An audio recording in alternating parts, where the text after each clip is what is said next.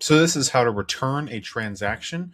Right now we're on the POS Transactions page located on the Transactions tab on the side under Sales. You can see this recent transaction just went through for $16.35 with payment type cash. In order to return it, you want to go to the left under the Actions column and click on the Open button. We'll take you to a new page, and you can see all the data associated with the transaction.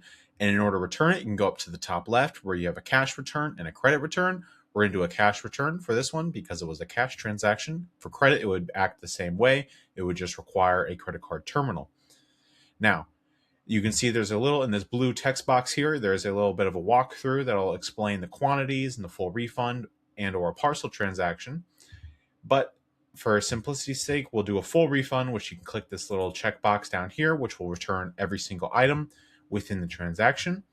And there's also a customer drop down right here, and you can select a customer that this was associated with. So if you have an account, a loyalty account with the store, you can select that loyalty account here. Also add some notes right here, like this, let's say return.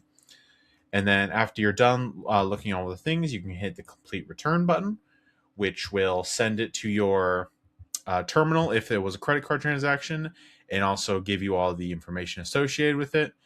And then you can see the transaction approved, transaction ID up here, letting you know that it went through.